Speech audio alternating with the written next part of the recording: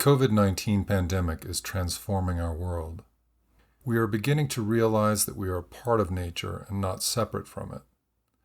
And we now find ourselves standing on common ground with people of all nationalities, races, and cultures in the fight against the disease.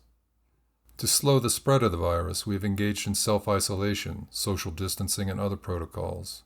In doing so, we have also slowed the economy, creating hardships for families, communities, and entire nations.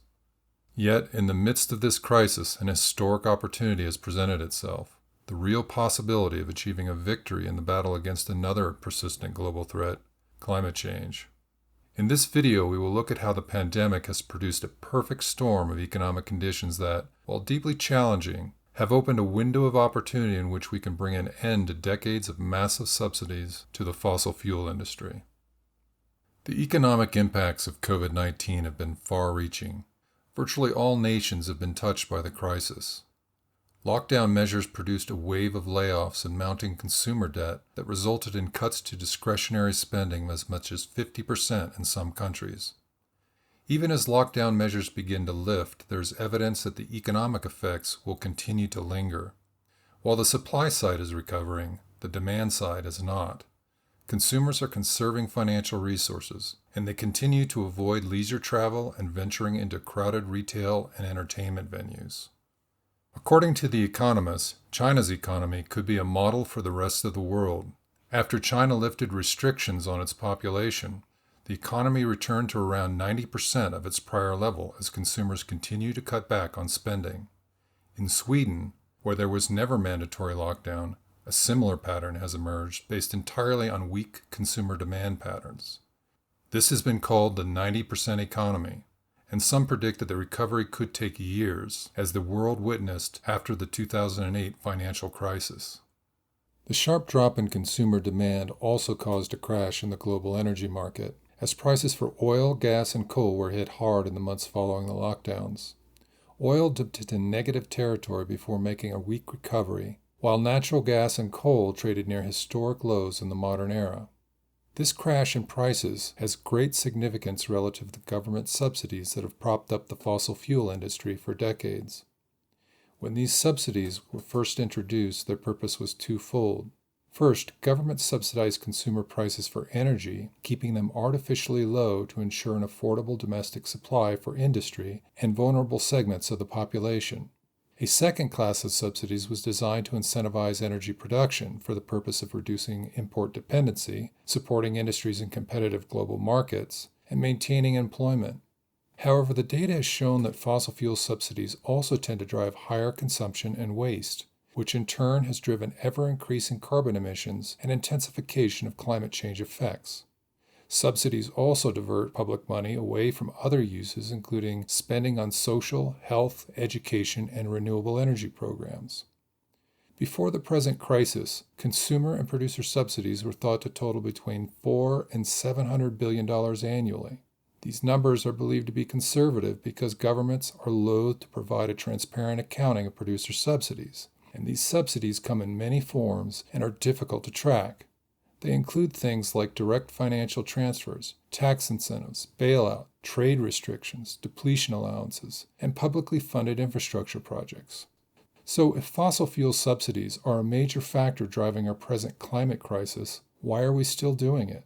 In fact, the G20 acknowledged this paradox back in 2009 and committed at that time to phasing out subsidies. Unfortunately, after more than 10 years, this still hasn't happened, as the industry continues to receive enormous government support all around the world. The reasons for continued subsidies are complex, but as you might suspect, a powerful corporate lobby has spent billions to maintain subsidies within democratized nations, while countries such as China and Russia have maintained their subsidies to serve core economic agendas. And there are other factors at play. Massive investments in carbon and capital-intensive infrastructure create what's known as carbon lock-in, where long-standing government policies, sunk capital costs, and cultural norms make a transition to low-carbon technologies much more difficult. Energy systems built over the course of a century create an entrenched web of fixed infrastructure and institutional practices that is hardened into inertia.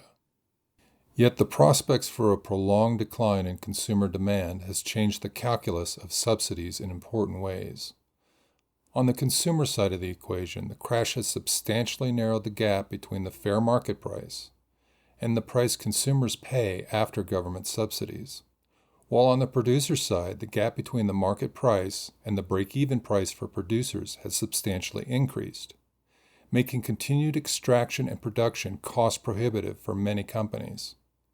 This break-even price gap varies by country and commodity, but on balance it's taking its toll on producers everywhere. This situation creates a rare economic and political nexus where consumers are now increasingly less likely to be exposed to the negative impacts of eliminating consumer subsidies, while there is greater political leverage for scaling back producer subsidies, provided this is done carefully to support the existing and retired fossil fuel industry workforce. David Wallace Wells, the author of The Uninhabitable Earth, reminds us that we have all benefited from the fossil fuel economy and the cheap energy it made available to us. But if we hope to secure a future for ourselves and our children, we must eliminate the use of fossil fuels in the very near future. And to do so, we must be willing to walk away from more than 100 years of infrastructure and technology investment. But what choice do we really have? The U.S. legislative proposal known as the Green New Deal, introduced in March of 2019, provides a template that countries can use as a starting point to map out large-scale transformation. While some have questioned whether these kinds of programs are affordable, the real question is, can we afford not to?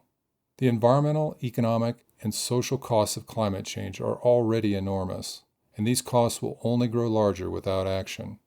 In this rare moment of economic uncertainty and social turmoil, entrenched institutions become malleable and societal transformation becomes possible. We now find ourselves with the opportunity to use our voices, create meaningful change in ways that are not possible at any other time. By joining our voices with others in the call for action on systemic change, we have the power to compel our political leaders to take action. There are numerous ways that you can exercise your voice, including online petitions supporting action on climate legislation, writing your political representatives, participating in organized events, and voting for candidates with a strong commitment to climate and environmental issues. Each of us has a voice, and there has never been a better time to use it.